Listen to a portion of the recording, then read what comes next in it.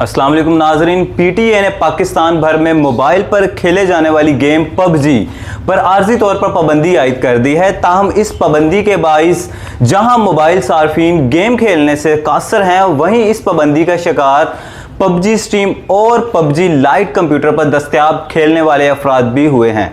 इस बारे में आपको मज़ीद तफसीलात से भी आगाह करता हूं, लेकिन अगर आपने अभी तक हमारा चैनल पाकिस्तान न्यूज़ सब्सक्राइब नहीं किया तो वो कर लें और साथ घंटी का बटन दबाना मत भूलें ताकि आने वाली वीडियो आप तक पहुंच सके। और हाँ, अगर वीडियो अच्छी लगे तो लाइक ज़रूर कर दें। चलते हैं अपने मौजू की तरफ। पीटीए के तर्जुमान की जानिब से जारी एलामिया में बताया गया है कि पबजी गेम के सर्विस पाकिस्तान में आर्जी तौर पर मुअत्तल की गई है, जबकि मुकम्मल पाबंदी का हतमी फैसला मशावरत के बाद किया जाएगा। ताहम इसमें कितना वक्त लगेगा और इस बारे में इन्होंने कुछ वाज़े नहीं किया। अभी तक ये भी वाज़े नहीं है, पर पबजी मोबाइल के अगर पीटीए की जानिब से मुस्तकिल पाबंदी आयद करने का फैसला किया गया तो क्या आपका इतलाक सिर्फ मोबाइल गेम पर होगा या फिर कंप्यूटर प्ले पर भी पबजी स्टेशन और एक्सबॉक्स के लिए दस्तयाब होगा?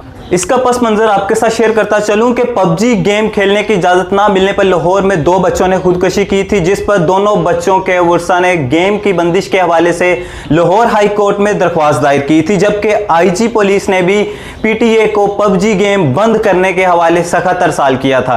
पंजाब पुलिस ने खुदकुशियों के बाद FIA और पाकिस्तान टेलीकॉम अथॉरिटी से मुतालबा किया था कि ऑनलाइन वीडियो गेम पबजी की IPs को पाकिस्तान में ब्लॉक किया जाए ताकि बच्चे गेम ना खेल सकें।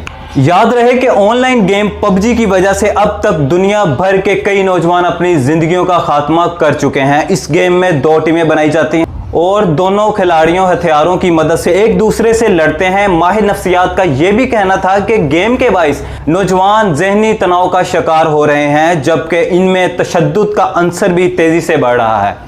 जी नाज़रीन, उम्मीद करता हूँ आपको हमारी ये वीडियो पसंद आई, तो इसे ज़्यादा से ज़्यादा लाइक करें, शेयर करें और सब्सक्राइब करना मत भूलिएगा। इसी के साथ अपने मेज़बान वकार यूनुस को दीजिए इजाज़त। अल्लाह निगहबान।